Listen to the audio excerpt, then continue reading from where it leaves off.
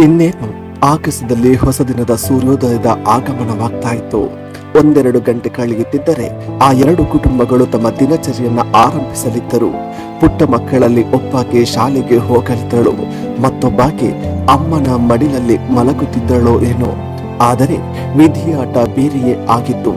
ಗಾಢ ನಿದ್ದೆಯಲ್ಲಿದ್ದ ಆ ಪುಟ್ಟ ಕಂದಮ್ಮಗಳು ತಾವು ವಾಸಿಸ್ತಾ ಇದ್ದ ಮನೆಯ ಗೋಡೆಯ ಅವಶೇಷದಡಿ ಜೀವಂತ ಸಮಾಧಿಯಾಗಿ ಬಿಟ್ಟಿದ್ದರು. ಮತ್ತೊಂದು ಮನೆಯಲ್ಲಿ ವಾಸವಿದ್ದಂತಹ ಶಾಂತ ಅವರು ಇಹಲೋಕ ತ್ಯಜಿಸಿದ್ದಾರೆ. ಮಂಗಳೂರು ನಗರದಲ್ಲಿ ಸುರಿಯುತ್ತಿರುವ ಭಾರೀ ಮಳೆಯ ಪರಿಣಾಮ ಕಂಕನಾಡಿ ಪೊಲೀಸ್ ಠಾಣಾ ವ್ಯಾಪ್ತಿಯ ನಾಗುರಿ ಪ್ರದೇಶದಲ್ಲಿ ಮನೆ ಮೇಲೆ ತಡೆಗೋಡೆ ಕುಸಿದು ಬಿದ್ದು ಹೆಂಚಿನ ಚಾವಣಿಯ ಮನೆ ಕುಸಿದ ಪರಿಣಾಮ ಮಹಿಳೆಯೊಬ್ಬರು ಹಾಗೂ ಇಬ್ಬರು ಬಾಲಕಿಯರು ಮೃತಪಟ್ಟಿದ್ದಾರೆ. ಘಟನೆಯಲ್ಲಿ 8 ವರ್ಷದ ಅನಾಮಿಕಾ ಚೌರಾಸಿ ಮತ್ತು 3 ವರ್ಷದ ಪರಿ ಹಾಗೂ 46 ವರ್ಷದ ಶಾಂತ ಅವರು ಮೃತಪಟ್ಟವರು.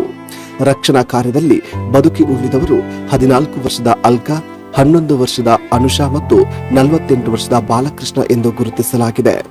ಗರೋಡಿಯ ಮಾರಿಯಲ್ ಹೌಸ್ನಲ್ಲಿ ಬೆಳಗ್ಗೆ 4:45ರಿಂದ 5 ಗಂಟೆಯ ನಡುವೆ ಈ ಘಟನೆ ಸಂಭವಿಸಿದ್ದು, ನಿರಂತರ ಮಳೆಯಿಂದಾಗಿ ಕಾಂಪೌಂಡ್ ಗೋಡೆ ಕುಸಿದಿದೆ. 4 ಕುಟುಂಬಗಳು ಕಾಂಪೌಂಡ್ ಗೋಡೆಯ ಕೆಳಗೆ ಬಾಡಿಗೆ ಮನೆಗಳಲ್ಲಿ ವಾಸಿಸ್ತಾ ಇದ್ರು. ಬಿಹಾರ ಮೂಲದ ಲಾಲ್ ಬಾಬು ಅವರ ಕುಟುಂಬವು ಕಳೆದ 8 ವರ್ಷಗಳಿಂದ ತಮ್ಮ ಪತ್ನಿ ಮತ್ತು ಅವರ 4 ಹೆಣ್ಣು ಮಕ್ಕಳಾದ 14 ವರ್ಷದ ಅಲ್ಕಾ, 11 ವರ್ಷದ ಅನುಷಾ ಮತ್ತು 8 ವರ್ಷದ ಅನಾಮಿಕಾ ಚೌರಾಸಿಯಾ ಹಾಗೂ 4 ವರ್ಷದ ಪರಿ ಅವರೊಂದಿಗೆ ಆ ಮನೆಯಲ್ಲಿ ವಾಸಿಸ್ತಾ ಇದ್ರು.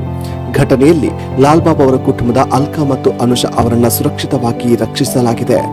ಆದರೆ ಅನಾಮಿಕಾ ಚೌರಾಸಿಯಾ ಮತ್ತು ಪರಿ ಅವರನ್ನ ಅವಶೇಷಗಳ ಅಡಿಯಲ್ಲಿ ಪ್ರಜ್ಞಾಹೀನ ಸ್ಥಿತಿಯಲ್ಲಿ ಇದ್ದವರನ್ನ ಹೊರತೆಗೆಯಲಾಗಿದೆ.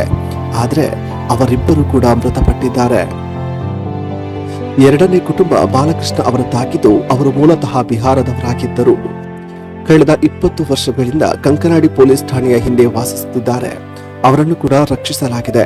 ಆದರೆ ಅವರ ಪತ್ನಿ ಶಾಂತ ಅವರು ಅವಶೇಷಗಳ ಅಡಿಯಲ್ಲಿ ಪ್ರಜ್ಞಾಹೀನ ಸ್ಥಿತಿಯಲ್ಲಿ ಪತ್ತೆಯಾಗಿದ್ದರು. ನಂತರ ಅವರು ಕೂಡ ಸಾವನ್ನಪ್ಪಿದ್ದರು ಎಂದು ವರದಿಯಾಗಿದೆ. ಭೂಕುಸಿತ ಉಂಟಾಗಿ ಮಣ್ಣು ಕುಸಿದು ಮನೆ ಮೇಲೆ ಬಿದ್ದಿದೆ. ಪರಿಣಾಮವಾಗಿ ಮನೆಯಲ್ಲಿದ್ದ 6 ಜನ ಮಣ್ಣಿನಡಿ ಸಿಲುಕಿಕೊಂಡಿದ್ದರು. ಈ ಪೈಕಿ ಓರ್ವ ಪುರುಷ ಹಾಗೂ 2 ಹೆಣ್ಣು ಮಕ್ಕಳನ್ನ ರಕ್ಷಣೆ ಮಾಡಲಾಗಿದೆ. ಇನ್ನುಳಿದಂತೆ ಓರ್ವ ಮಹಿಳೆ ಹಾಗೂ 2 ಹೆಣ್ಣು ಮಕ್ಕಳು ಸಾವನ್ನಪ್ಪಿದ್ದಾರೆ. ಮಾಹಿತಿ ತಿಳಿಯುತ್ತಾ ಇದ್ದಂತೆ ಸ್ಥಳಕ್ಕೆ ಧಾವಿಸಿದಂತಹ ಪೊಲೀಸರು ಪರಿಶೀಲನೆಯನ್ನ ನಡೆಸಿದ್ದಾರೆ. ಜಿಲ್ಲಾಧಿಕಾರಿ ದರ್ಶನ್ ಅವರು ಘಟನಾ ಸ್ಥಳಕ್ಕೆ ಭೇಟಿ ನೀಡಿ ಪರಿಶೀಲನೆಯನ್ನ ನಡೆಸಿದ್ರು.